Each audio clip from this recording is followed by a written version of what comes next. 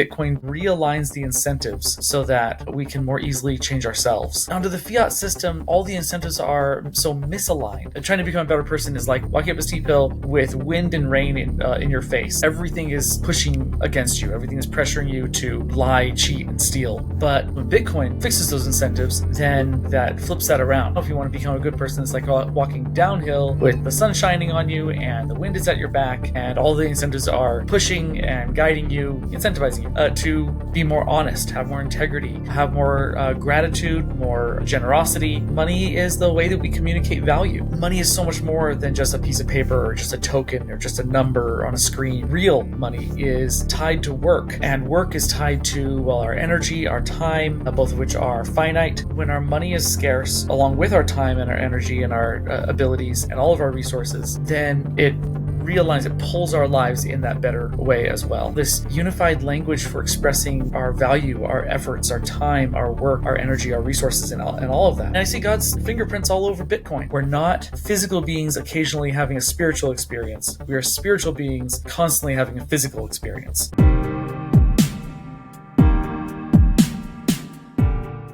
Why is Bitcoin important for you personally? Why is it important to me personally? Well, okay, I have a current answer to that question. I'll start with my old answer to that question.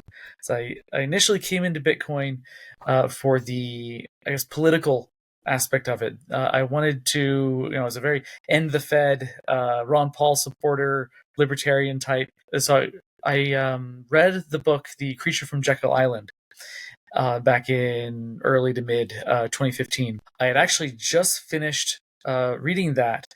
And 2 days later, my boss at work, I was working in a little office locally here in Chattanooga, Tennessee, called Retirement Solutions, and he asked me to look up some information, just news articles about things happening in the finance world. And so it was 2 days after I finished reading that book that I came across Bitcoin. And so I wondered what this was, and then dove in, started listening to Andreas Antonopoulos videos. I don't believe in coincidence. I think that there's definitely a higher hand at work here. And so, yeah, with only 2 days separate like that. And so when I initially got into Bitcoin, I saw how it could replace the Fed, how it could fix all these kinds of problems with with fiat currency, not just the US dollar, but all fiat currencies. And so really up until mid 2018, so 2015 to 2018, those 3 years there, that was my reason. But then I read the Bitcoin Standard, and I learned about time preference for the very first time, and I gained a new love for Bitcoin in the way that it changes us from the inside out. So like the first way was more from the outside in, but this is more from the inside out. So why do I love Bitcoin? What is it that excites me about it? It's the way that Bitcoin, well, it doesn't change us. It's not like changing us against our will, but it realigns the incentives so that we can more easily change ourselves. I like to think of it like if you are a good person trying to become a better person, like better talents, but also maybe more honest and better integrity. Maybe you have a bad temper and you're trying to rein that in and have more control over your life or something. Under the fiat system, all the incentives are so misaligned that it's as if you are trying to become a better person is like walking up a cliff, or not cliff, but a steep hill. Walking up a steep hill with wind and rain in your face. Basically, everything is pushing against you. Everything is pressuring you to lie, cheat, and steal. But when you fix those incentives, when Bitcoin fixes those incentives, then that flips that around. So now if you want to become a good person, it's like walking downhill with the sun shining on you and the wind is at your back, and all the incentives are pushing and guiding you, incentivizing you to be more honest, have more integrity, have more gratitude, more generosity, and everything that we all value. But it's so hard to be those ways so often. I think it's harder in a fiat system and so much easier in a system on a Bitcoin standard. I love that. Yeah, it's almost like Bitcoin is influencing on our core values, Mm-hmm. it really touches us on a very deep level because money is so important to us. It's kind of magical, but also sometimes it's like, hey, can it really be that powerful? Yeah. Yeah, I've gone down that rabbit hole, I guess, mentally multiple times. Been like, really, am I just going crazy here, or does it actually do this? But it's because of what money is. Money is the way that we communicate value. If it was just pieces of paper, and someone said, "Hey, I came up with a better piece of paper. This one's on paper. This is on computers," and it magically makes it so that you uh, are going to want to be a better person. Yeah, that sounds crazy.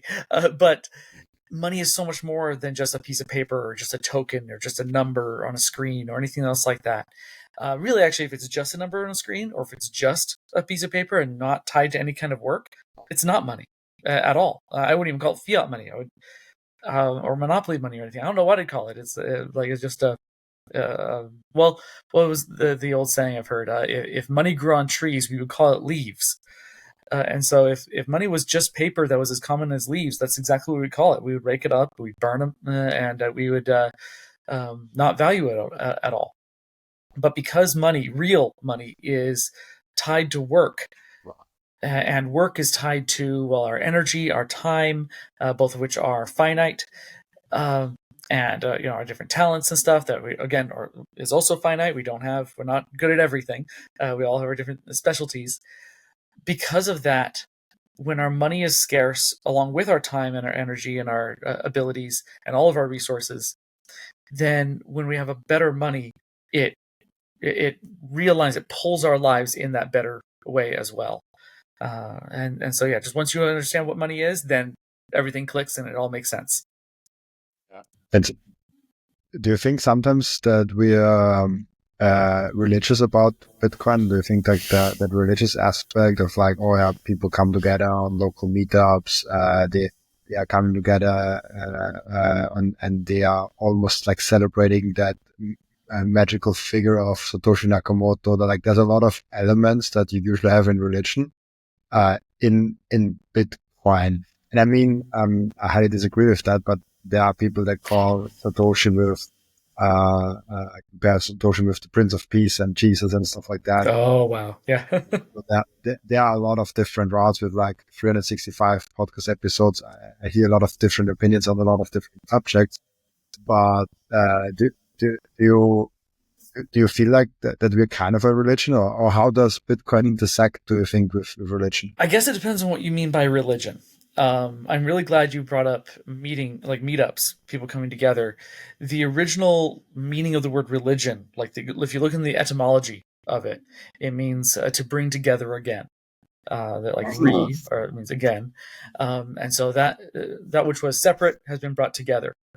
Now, what that has come to mean over history, like over time, is people who have a common faith, a common belief system, coming together to commune together and support each other, and then worship a deity or multiple deities. It's meant a lot of different things, and then more recently, it's meant more just like a clear structure of churches and practices and rules. And you don't do it this way, you do it this way, and things like that. And it's become more fiat, frankly. A lot of like top-down structure of people saying, no, this is what we believe, and then you shouldn't believe that. This is what this verse in the Bible or any other holy book means, and here's what it doesn't mean. But originally, yeah, it simply meant to bring together again. And so with that, not only is Bitcoin a religion according to that original definition, um, in the sense of like Bitcoin meetups and us talking like this, but also consider just running Bitcoin at all. When when Hal Finney started running Bitcoin, he was running the same protocol that Satoshi was already running. And I don't care what anybody says, they're not the same person. I'm convinced of that. That's been proven that Hal was not Satoshi. But that brought them together. Satoshi didn't force Hal to run the same protocol. Hal chose to. in the same way, I run a node. If you run a node, and we're using the same Bitcoin, then we've just been brought together in that way, in a way that no one forced us to. We chose to, of our own free will. And so, yeah, in that sense, it is bringing us together again, and in a really decentralized, really unifying way. And we now have this unified language for expressing our value, our efforts, our time, our work, our energy, our resources, and all of that. I would one last thing here. I would I agree with you that no, neither Satoshi nor Bitcoin is Jesus Christ, and I am I identify as a Christian myself, and so no, definitely not. I would, however, say that many people, not just Satoshi, but many people throughout history have been inspired by God for a lot of different things. Some of them knew it. One guy, maybe like Moses or something, knew that he was being inspired by God. But a lot of other people, Socrates or those who signed the Declaration of Independence, George Washington, Thomas Jefferson, people like that. They may have known, but a lot of people don't know it when they're being inspired by God, and yet they are. I've actually met a lot of atheists where like they don't even believe in the existence of God, and yet the things they're saying and doing, I'm like, I see God's hand all over that. So, and I see God's fingerprints all over Bitcoin and over the things that Satoshi said. So whether he knew it or not, I think he was being inspired by a higher power. What was I going to say there? Oh yeah, and then I would disagree with was it Michael Saylor who said, like, if you worship the laws of physics and mathematics, I forget the exact quote, but he said something like that, like, then Bitcoin is your religion. And I don't worship those things. I worship the creator of those things. And so if Bitcoin kind of sits on this three-legged stool of physics, mathematics, and game theory, then all of which I believe came from this higher source, the creator of the universe. Then I can see as Bitcoin is kind of an extension of religion in that sense. Interesting. Bitcoin kind of brings us together, not only in the essence of like physically bring us together at conferences, meetup, and stuff like that, but also way more important, the aspect of the internet layer of money. When we think about Prague, when we think about Germany and the area there are some small areas that are sometimes smaller than a city where there are 3 different currencies used. You have to exchange when you cross the borders. And in that sense, having one money on the global scale that no human being can manipulate, it's almost like God's money that no human being can manipulate. And it brings us all together because it now doesn't matter where you live or what country or jurisdiction you belong to. You can just use that money and just interchange with each other, which is an amazing thing. Yeah. Actually, I hadn't thought of this till just now, but this first part I've thought of before, that money and language, like the words we're speaking right now, they kind of are 2 sides of the same coin.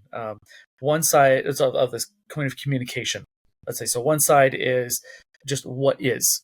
So that's the words that we're saying. This is a phone, something like that. But the other side is why things matter, or like how much it matters. So like what it is and why it matters are two different sides there, and that's the money side, the why it matters. I think there's a similar. So this is the part I hadn't thought of until just now. I think there's a similar 2-sided coin here with truth, with both science and religion. Science gets into trouble when it's trying to find out why things matter. That's not what science is about. The science is much more like the verbal communication we're doing right now. It tells what is, maybe how it is, how it works, the functionality. But religion then tells you, or like I mean like religion, spirituality, faith, anything like that, is more of that that value side, that importance of things, that meaning of things.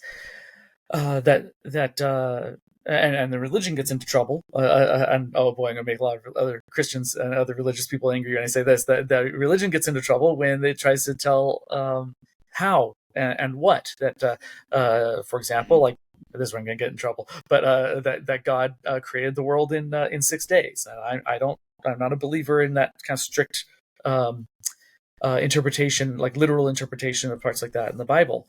But I think God is much bigger than any of that.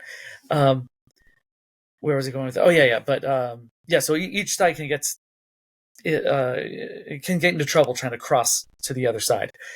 And yeah, so I'd never really thought of a parallel like that with science and religion and language, like what we're speaking right now, and money. That language and science are kind of on that one side, and on the informational side, but then religion and just say language. Or I'm not sure if I messed up earlier. I apologize. But yeah, you say you have language and science on one side, and then you have money and religion on the side of meaning, of value, of that kind of less definable stuff. I love that. That is really cool. It's almost like there's like you said before. There's I don't remember how exactly you said. There's like a bigger hand guiding us, or something like there's some bigger force. And we have faith and religion and those core values that explain the better of why, and then the science of like how.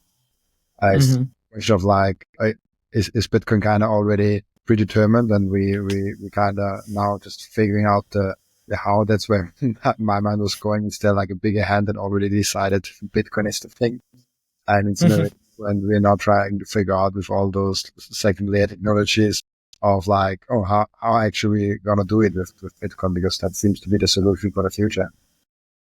Is that a fair assumption, you think? I think so. Yeah, I agree with that. Yeah, I was gonna say I'm trying to think if I had any comments on that, but not really. I think that pretty much sums it up. Absolutely, really cool.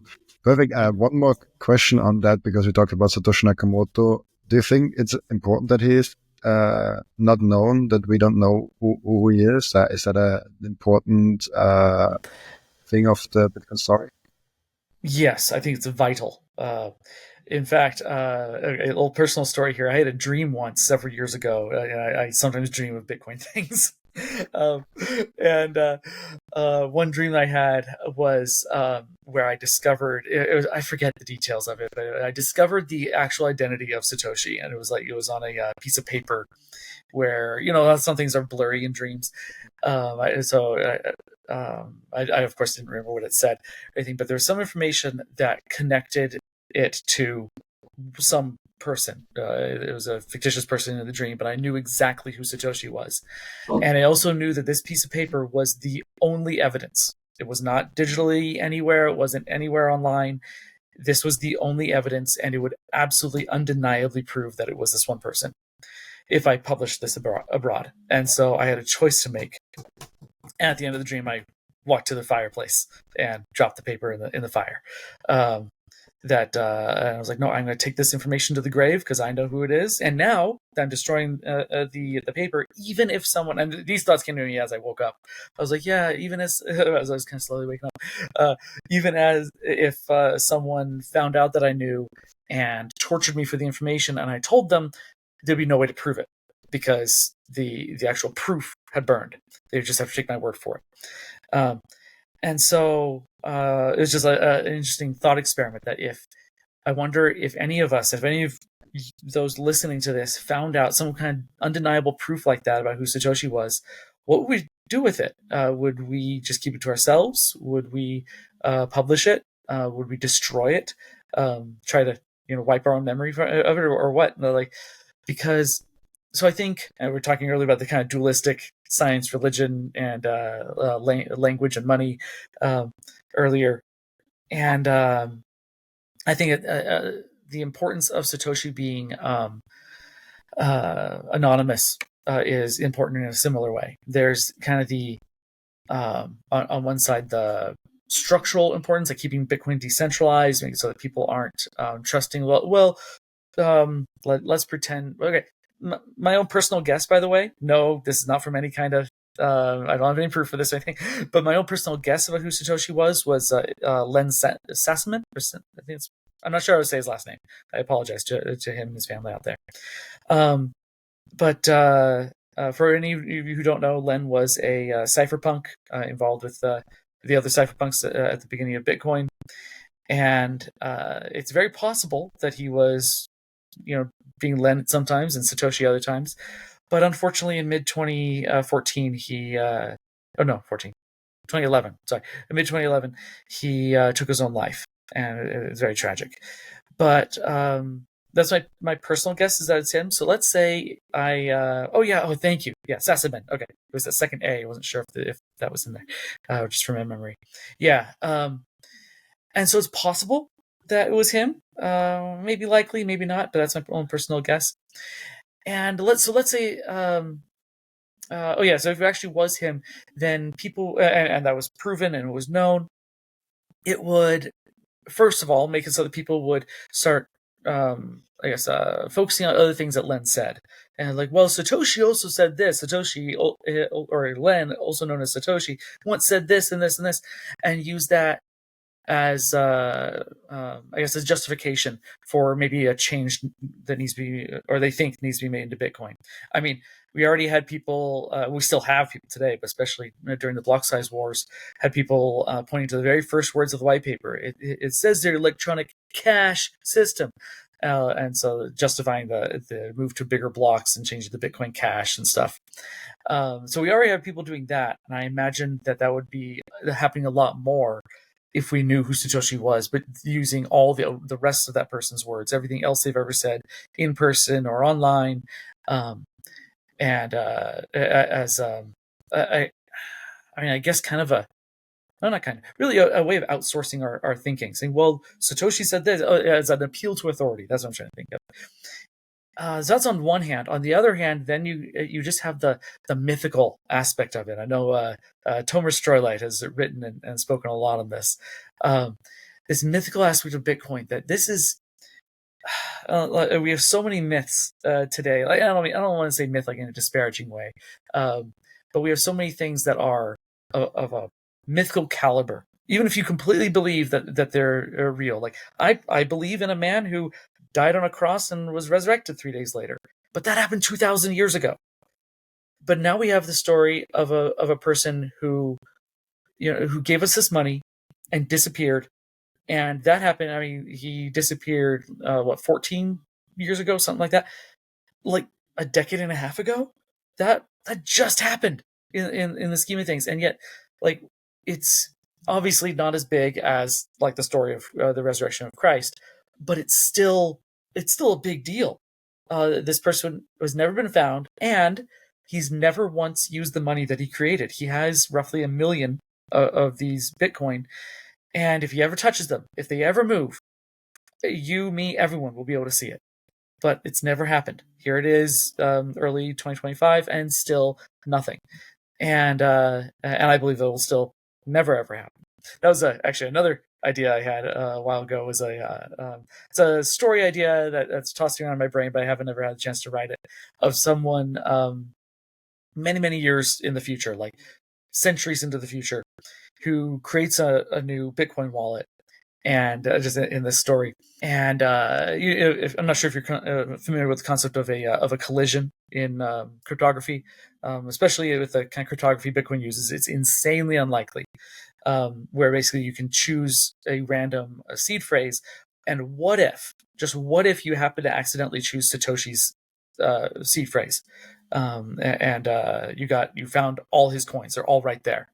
I mean, that's like, you pick one atom in the universe and I'll pick another one at random, and we happen to pick the exact same one.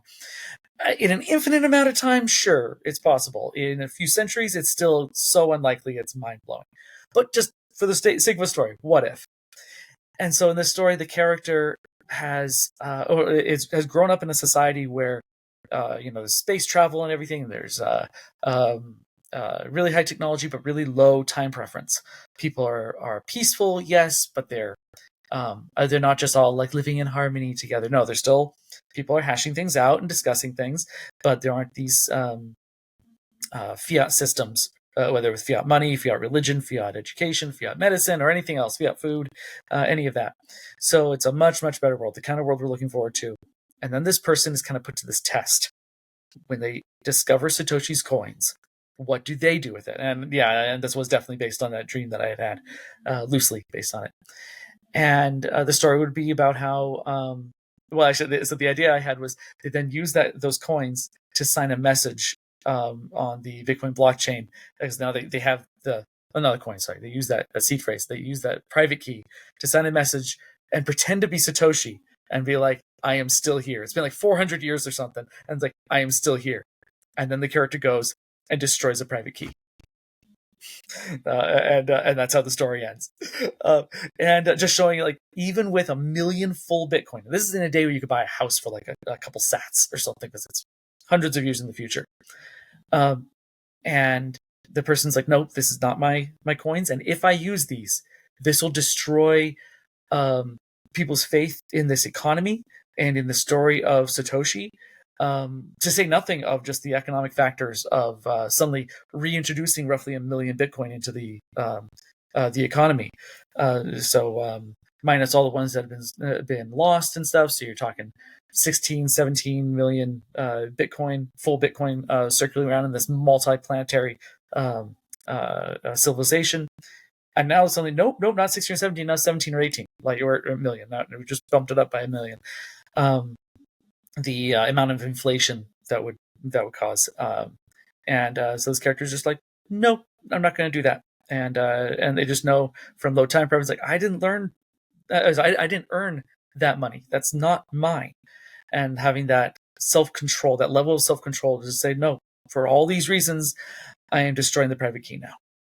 And I don't know if any of us today would be able to, like, would have that kind of willpower to do that. But just this love of humanity and of doing the right thing would just be so pervasive that even then, in that kind of society, growing up in that kind of culture, a person who accidentally stumbles on that private key goes in and just destroys them.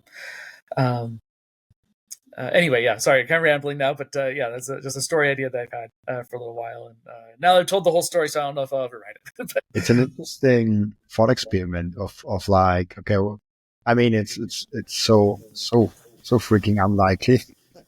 I think what if? But what if? And it's a really, I think it would make a great story.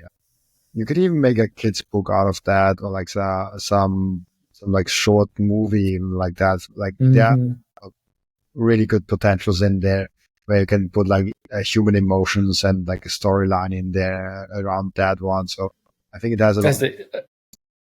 As they wrestle with this, like, but I could use this and, I don't know, give to people who are in need. I could use this and build so many wonderful businesses. I could use this for all these different things. But, and eventually going through all justifications, eventually the market would recover, the economy would recover with having this additional supply of roughly 1 million more coins. But in the end, they decide, no, this is the right thing to do. I partnered up with Coin Vigilante. This is the most beautiful Bitcoin timepiece that I ever saw created by anyone. Look at that beauty. I love it so much. Coin Vigilante made a perfect Bitcoin watch. That's the perfect, subtle, elegant way to go out there and show that you are a Bitcoiner. And that watch brand is Bitcoin only. And Coin Vigilante just dropped a completely new and amazing Genesis edition of their watch collections. You have the date of the first ever mined Bitcoin block in there, and of course also the block height and which epoch we are currently in. I love the level of detail they put in this masterpiece, and make sure to check out those amazing Coin Vigilante timepieces down in the descriptions. I love those watches so much. If you watch or listen to my podcast on a regular basis, I'll guess you already bought some Bitcoin. And now the most important step is to keep the Bitcoin. Keep them secure in a hardware wallet. My personal recommendation for hardware wallet is the BitBox. It's super secure. It's simple to set up. It's also a perfect gift for a friend who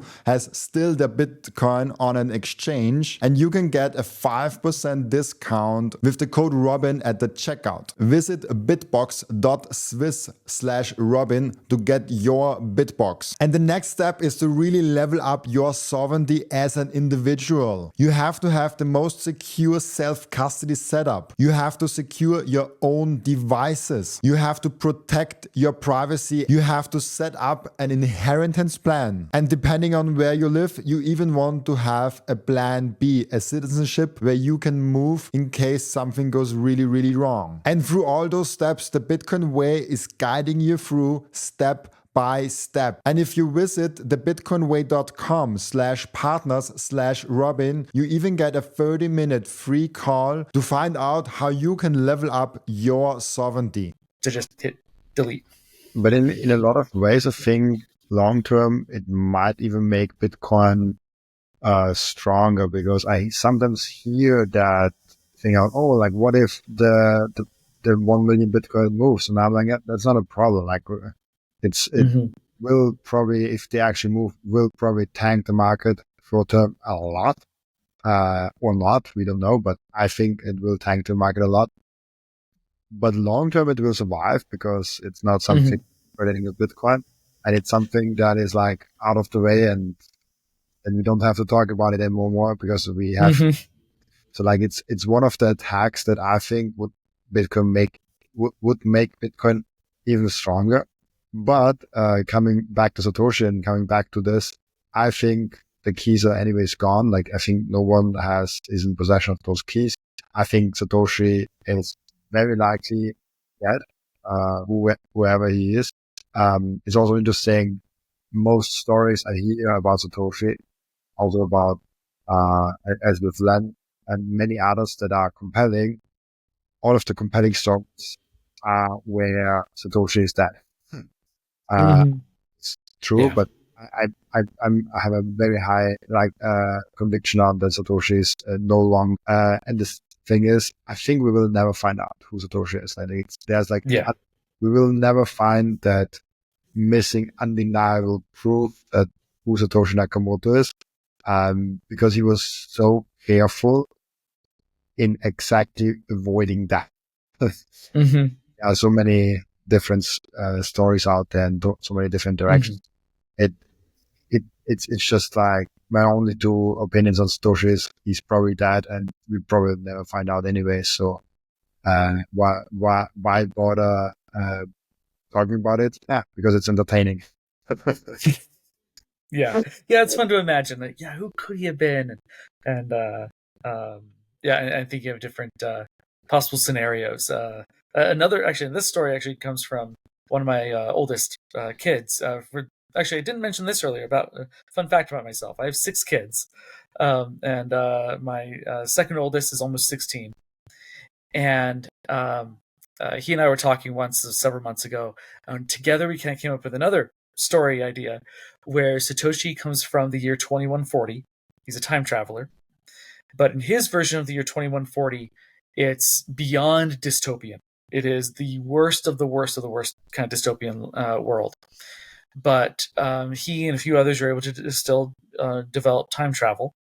And Satoshi looks back in history, any kind of records that he can find, and figures out, okay, sometime there in the early 2000s, that's where we had the kind of this Goldilocks zone, sort of, or like the best case scenario of the necessary technology to introduce something like Bitcoin, but the worst of the worst that caused everything to happen over the next century afterwards hadn't happened yet.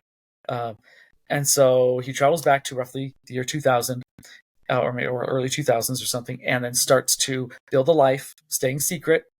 And but that in this story, Satoshi Nakamoto is his real name. He just comes from the future.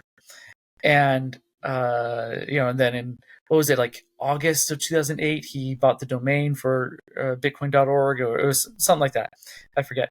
And then and just a little bit, and then sending it some of the information to Adam Back, and and all that kind of preliminary stuff. And then October 31st, 2008, he talks to the cypherpunks. And in this story idea, then when he disappeared to move on to other things, he time traveled back to 2140, but now a different version of 2140.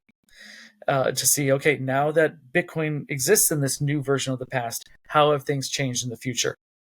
And he goes there and sees whatever that'll end up being.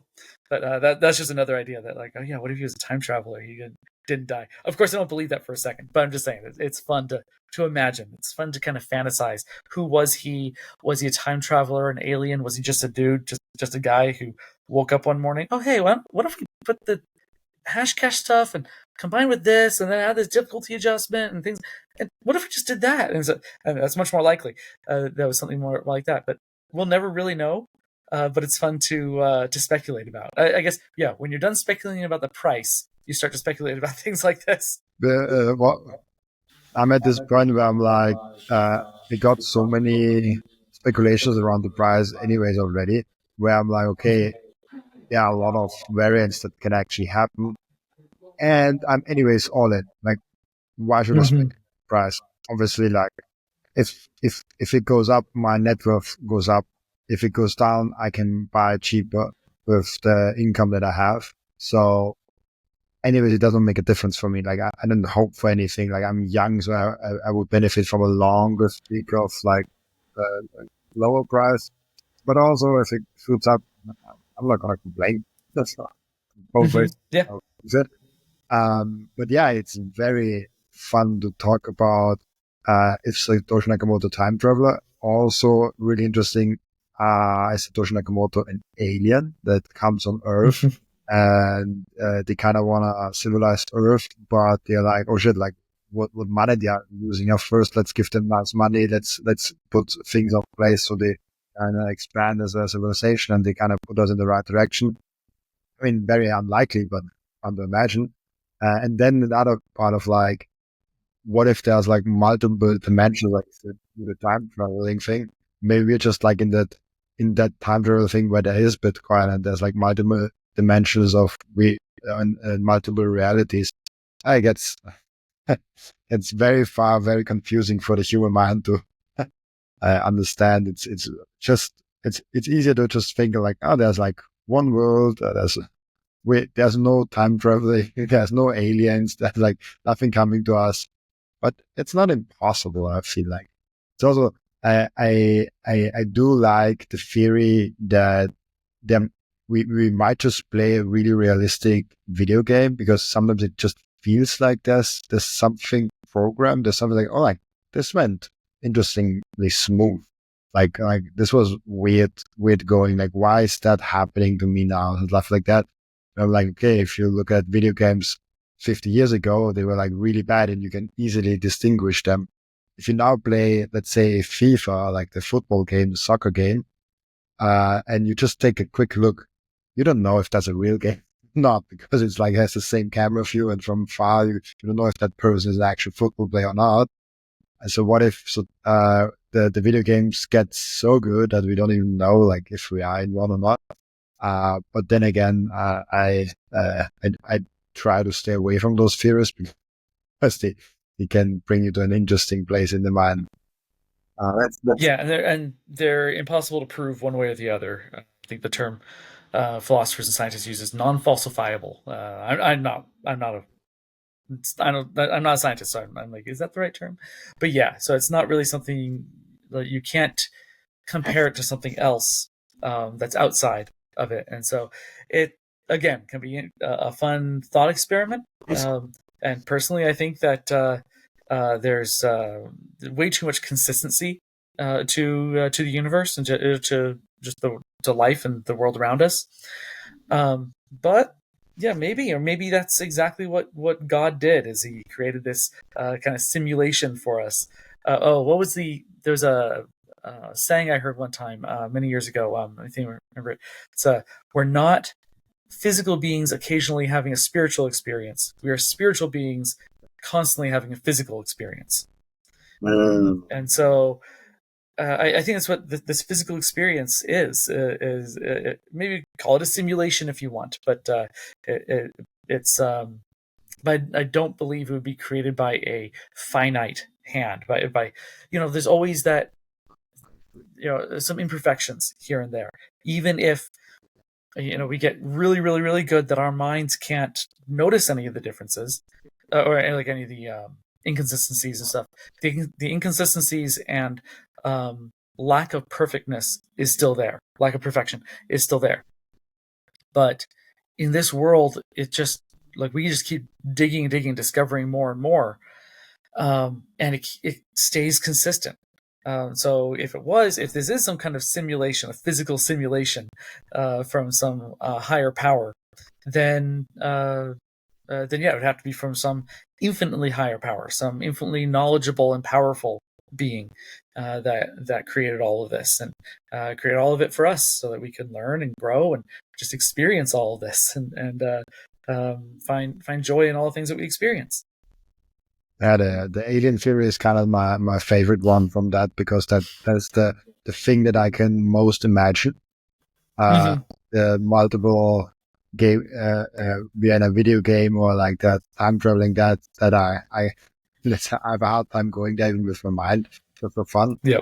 But I can imagine that we are not the only ones here, and a lot of other planets that we don't even know about. Like once we didn't knew about certain areas on Earth, so it's possible that we also don't know about areas outside of Earth. Maybe we don't even know all the areas on Earth. Like, who knows that? I don't know if we traveled all the oceans. I have no clue about that, but I also don't research that part of Earth. So it's easier for me to imagine of like, oh, there's other life forms. They were developing faster than us. It's also something. It's almost arrogant to say that we are the only very advanced species. Like the chances of that are actually low, that we are the only ones. Like the chances are way higher that we are not as advanced as we think, and that there's way more advanced stuff out there. But yeah, that's just speculation. I have no clue if that's actually what's going on. But coming maybe back to, sorry, you want to go say what of that for? Oh yeah. Well, the only thing I was going to say is that you're actually touching on another favorite subject of mine from long before Bitcoin. There's a book and a movie based on it called Contact by Carl Sagan. More so in the movie. I don't think it's ever said in the book, but there's a line said a couple times in the movie, mid 90s movie, that says like if it is like with all the different stars and galaxies out there and different planets going around those different stars, if it is really just us, sounds like an awful waste of space. Look at that. There it is. Yeah, I love that movie. And yeah, it's something like just mathematically, if you take all of the galaxies that are out there and all the different stars, and you just say that one out of a million of those stars has planets around it, and one of a million of all those stars with planets around it has a planet with intelligent life. And 1 out of a million of those stars with a planet with intelligent life has, with life has intelligent life. That's right. So then you're still talking billions of planets like Earth with intelligent beings on it, and like out there just throughout the universe. And they make the point that so therefore, if it is just us and all the rest of the universe, the whole universe is just a bunch of planets and stars and rocks and stuff like that and gases, and that's it, and we're the only living intelligent beings. And by intelligent I mean like we have time preference and we can design things and build things and stuff. We can manipulate the world around us. If that's it, then that is a colossal waste of space. And so while I believe in God, I also believe that He did not just create us. That He has a whole universe of creations. That to say this is a pinprick, our whole planet is just a pinprick of this entire tapestry of the universe of reality, that itself would still be arrogant. Like, no, we're so much less than that. And yet, I also believe that that this higher being, this higher power, has this tremendous infinite love for all of us, and so it's like to him or to this being, we are everything. Like like we matter so much. And now we're getting back to meaning and matter, like not matter like the stuff matter, but like when things matter to us, and back to that side of like money and religion. Yeah, so that's all I wanted to say is that's another favorite topic of mine, is just to think about how huge the universe is, how small we are, and yet how much we still matter, that we can still have such a great impact on the world around us and other people around us. That's why I love. I don't know if Bitcoin wouldn't be around, maybe I would be really hard on space and stuff and space travel and maybe like a SpaceX NASA podcast. I'm right now actually not that hard on that stuff. That's probably mostly because I have something that I really am passionate about with Bitcoin. Something really hopefully earthly. But yeah, like those stuff is really fascinating for me. But maybe let's bring it for the last part of the podcast a little bit back to Bitcoin again. We took it off there for a little bit. You're also in Nostra with Sotlantis, which is distinct. So maybe as a beginning question for that, what role do you think has the combination of Bitcoin and Nostra? What role does that play in our freedoms? Well, and kind of harkening back to what I was saying, that two-sided coin there, that duality, with Bitcoin being this decentralized way of communicating value, Nostra is a decentralized way of communicating data, of communicating information. It's so like Bitcoin, it's not controlled by anybody. There's no central company or anything else like that. But it also doesn't have a token like so many other things we've seen in like the crypto scene. Well, they'll say it's decentralized, but of course they have a token which actually keeps it centralized on the people who created it. But because there's no token with it, people can just copy the protocol, run it on their own machine, and then add different nips to it and stuff, create their own apps. And so both Bitcoin and Nostr are so vital to our communication, to freedom of communication, so that really undoing censorship of all kinds in any way.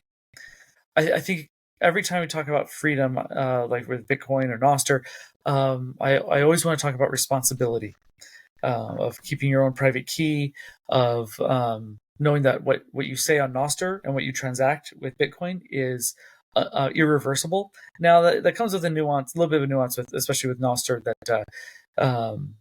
you can still ask the relays. I know Amethyst does this, where you can post something and it goes out through your relays into all the other relays. Then if you want to delete it, you can request that it be deleted, and you're sending a message to all the relays saying, "Hey, could you please delete this previous message?" They could say no, and they won't reverse it. And I guess similarly in Bitcoin, you could send someone some Bitcoin, you realize, "Oops, no, I totally didn't mean to do that," and then request for them to send it back to you. And maybe they will, maybe they won't.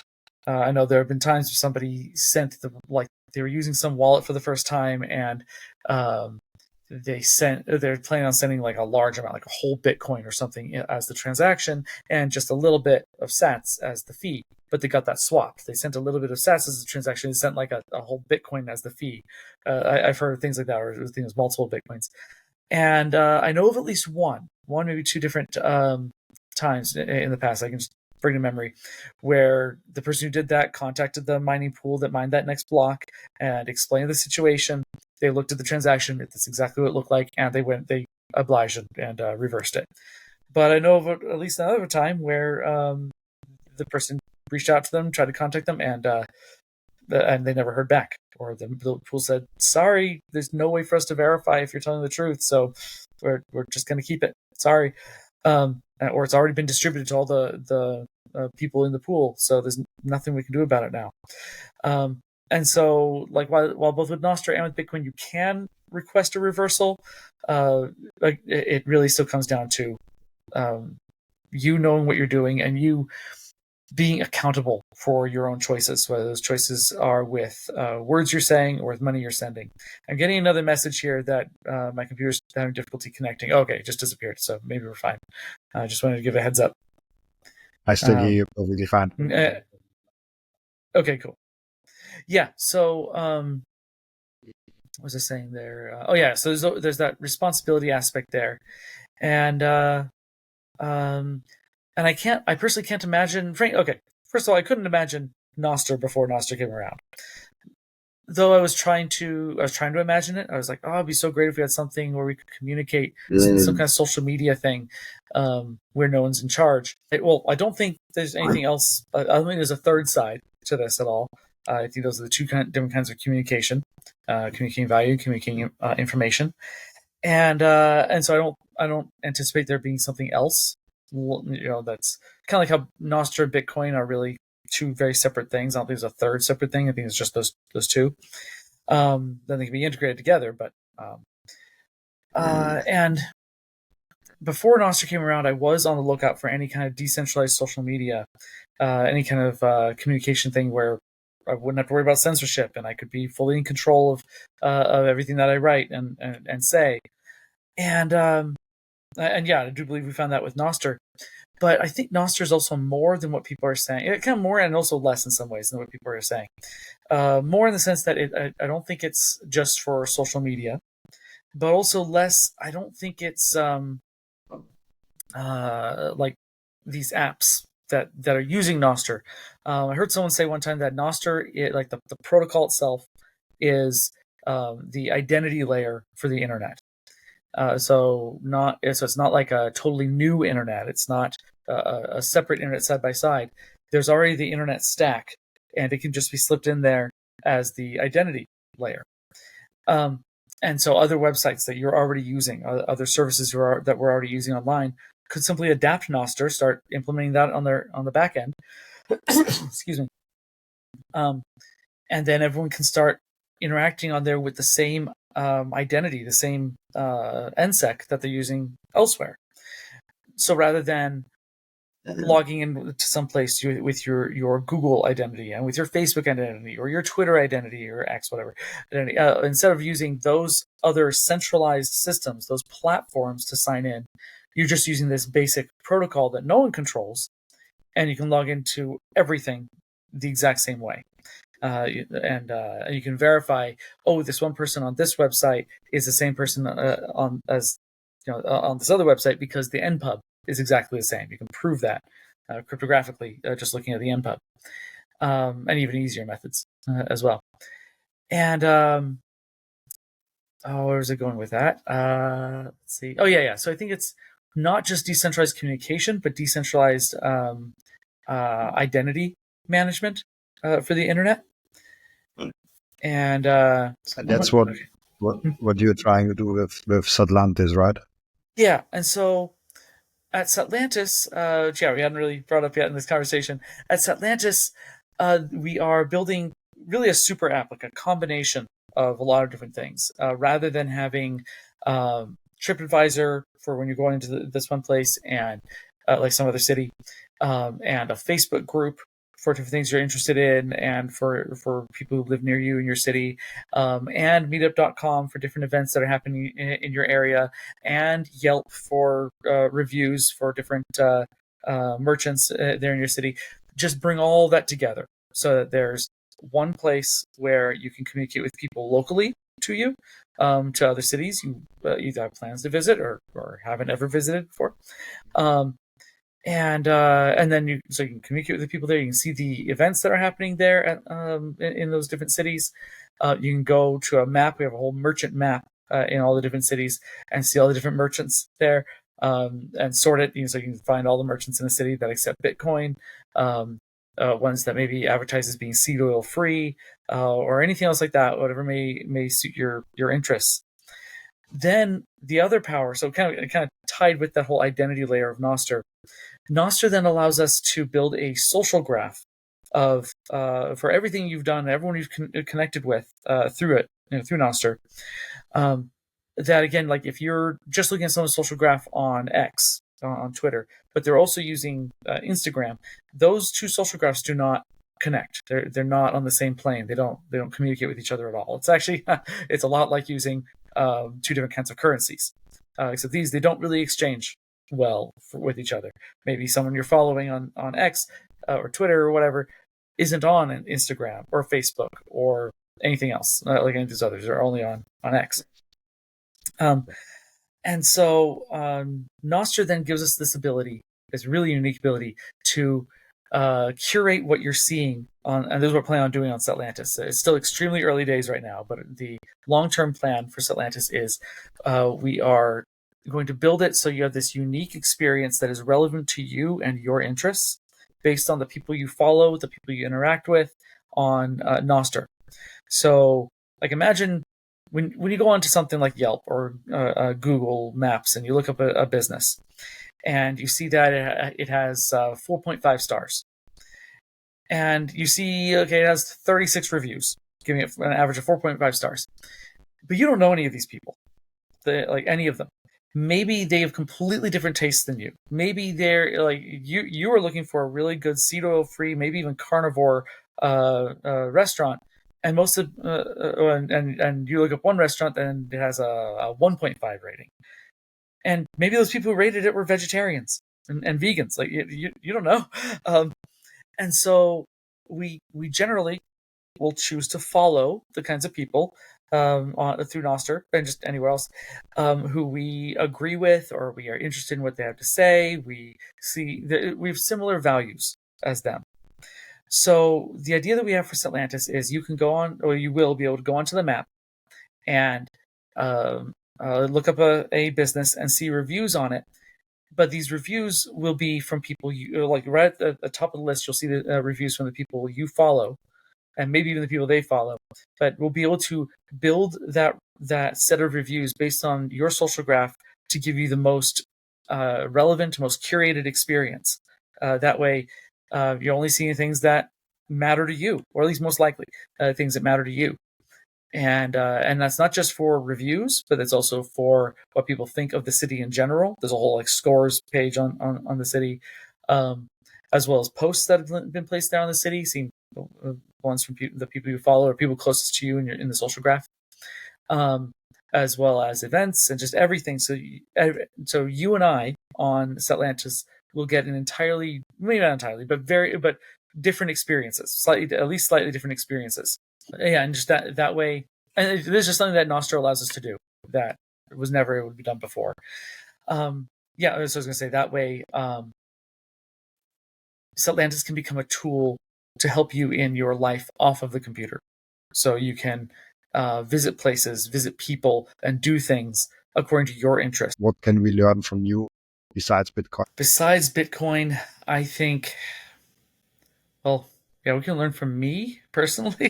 It's hard to answer that question without sounding like I'm, talking myself up or something, kind of being prideful or something. But I guess, so I'll flip that question around a little bit. Like, what would I like to teach? What would I like to share with Bitcoiners besides that?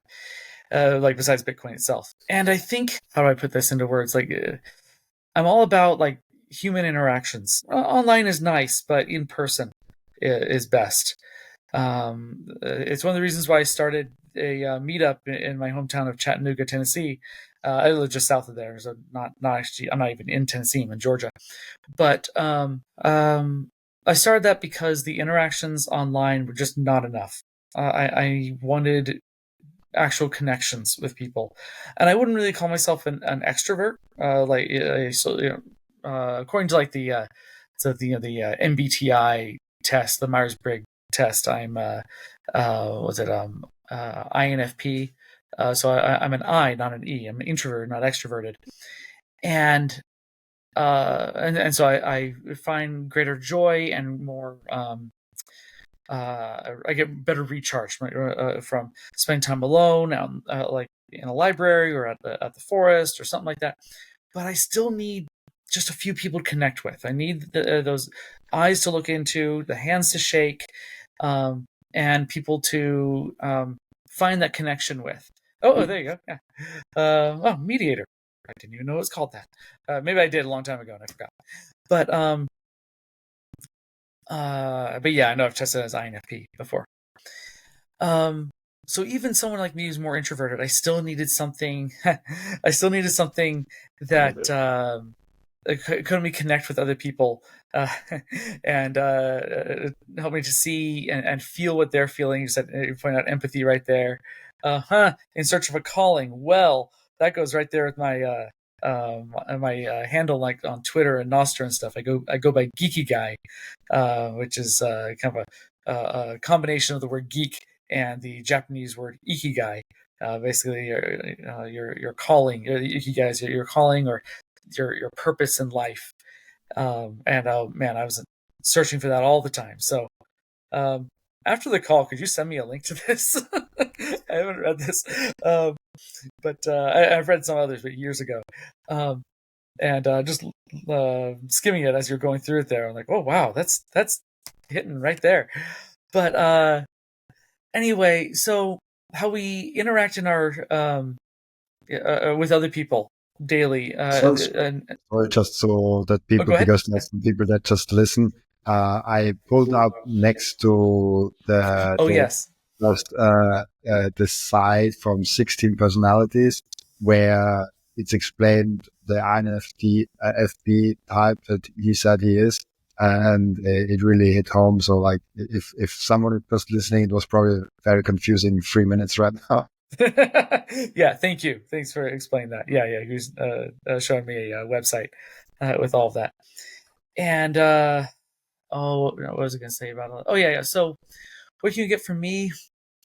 I guess you can get from me the importance of genuine human interaction and like in person interaction, and we can still be genuine and have human interactions over things like video calls and podcasts, tweets,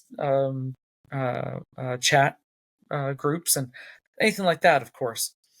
But there's nothing that can replace that genuine in-person connection and interaction, and not with people who think just like you. You don't want to surround yourself with yes men, people who just agree with everything you say, but with people whose values are aligned. Maybe their interests are aligned, but still have a different perspective on things, different ways of seeing things, and so you can kind of rub off on each other and smooth each other out like a bunch of stones, and then they become a nice smooth stone, polished. So I think that and just that and the whole idea of Bitcoin and interacting with other Bitcoiners, especially because that's a big value point that we all agree with, that we all are aligned with. That can help us with all those interactions to then be better people and be a happier person overall. Really cool. I love that. Yeah, really cool. And I sent you the link, so maybe you can check it out later. I think it's really interesting to take those tests and then read through them. I'm like, oh, he really knows me. But yeah, so is exactly for that. We have entered in the podcast where the previous guest is asking a question for the next guest without knowing who the next guest actually is. And the question from the previous guest for you is, how do you look at the financialization of Bitcoin mining in the future? Basically, traditional finance is taking more and more of the Bitcoin mining. How do you look at that? Let me see if I understand the question correctly. So, how do I look at how Bitcoin mining is being like financialized by the legacy system? Yeah, basically, we came from everybody can mine with their own laptop, and now we have those huge farms that are publicly traded companies and stuff like that, and it moves in that direction. Even though there are a lot of rabbits and horses, how Poppernet would call them, still out there. But yeah, that kind of move to the financialization of Bitcoin. My answer to that, like how I see that, is that's life. That's just how it is. Bitcoin is for everyone. Bitcoin mining is for anyone. who wants to. Wants to and has the ability to and stuff, has access to all the necessary materials. And so the very rich are going to mine. That's just the fact. It's just the reality of it. The big players will get into it, and the incentives are set so that while yes they're making a lot of money, they are also protecting your money. And so so it evens out. It's great, and we can all still get something like a BitX, or I'm actually expecting a couple heat bits to arrive sometime soon, next couple weeks. And for those who don't know, a heat bit is a Bitcoin miner that's been essentially turned into a space heater. And I usually do a lot of my work from my garage. And in the wintertime, it gets very, very cold in there. And so having a heat bit in there and mining Bitcoin and feeling warmer. Yeah, there it is. He's showing a website of it right now. And you don't get paid tons from it, but and I don't yet know. I know that in the past you couldn't direct your hash towards whatever pool you wanted to, but maybe they said a long time ago they're going to do that at some point. My advice, just on the side note, my advice to people who might be considering getting a heat bit or something like it, some kind of space heater that so mines Bitcoin, then they use the heat to heat their home, is only get it if you need to also heat your home. And so if you need a space heater anyway, you may as well earn a little bit of sats on the side for it. But it will, at least I don't think it will ever pay itself off or anything like that. But if you need a space heater anyway, you have a choice. Get one that just sucks away energy and you just spend money that could otherwise be sats, or you get one that gives you a little bit back. So it's all about the same. So it evens out, and then it's worthwhile in that case if you need a space heater anyway to get something like a heat bit. Or I see the S9 kits there they're showing on the screen, and anything else like that. And it's also really interesting. I never saw that they're even doing the air purification. Mm-hmm. Oh man, yeah, I'll love that when they arrive. But and so if you run your own miner, if you're just mining at home, generally speaking, you can point your hash at any pool that you want. And so even if you're not a big player, you can still I guess you can still get paid some and help to decentralize the network a little bit more, help to decentralize mining just a little more. And that's the thing. This is all a team effort. I don't want to be all like, we're all in this together or something. I don't mean that. But this is an individualized effort, really, that then we are coming together again. Now to bring us full circle, mining and running your own node, going to or starting your own meetup. Any of those things are different ways of connecting with other Bitcoiners, of coming together again in that original sense of religion. And and then if it's something important to you, that's something that is like also on that value side, that meaning side of things, like religion and money are both in that side of the spectrum. Then you can consider Bitcoin a religion. According to, again, I want to be very careful with that definition. No worship of Satoshi. At least, I'm not going to. You're free to if you want, and I'm not going to be worshiping the coin itself. But I guess what I'm trying to say here is worship and Bitcoin don't have to go hand in hand.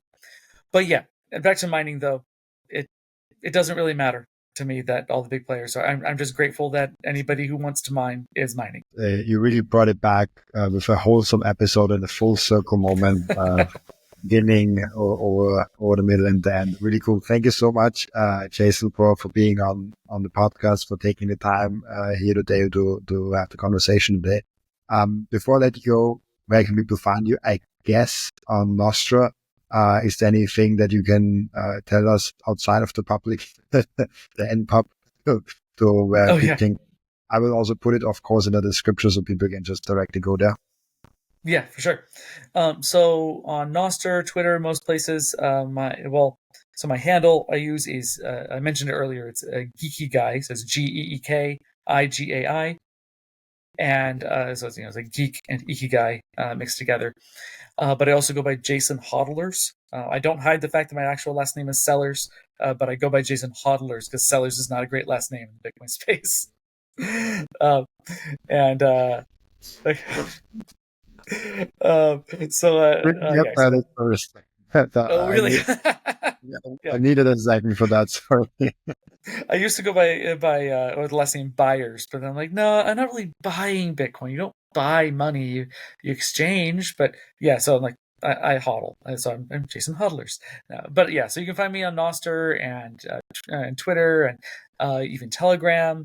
DMs are open in all these different places. I think on Telegram it's Jason Sellers. But anyway, but just look up Geeky Guy and you'll find me. GeekiGai. And then you can also follow what we're doing at Sattlantis on Nostra. Just search Sattlantis. It's like Satoshi and Atlantis put together. So like Atlantis with an S at the beginning. And then on Twitter, the handle is join Sattlantis. Then thank you so much for being on, for taking the time. Also, thank you so much for everyone that is watching and listening, for joining us today. As always, I'll be back tomorrow with another episode. Bye-bye. Bye.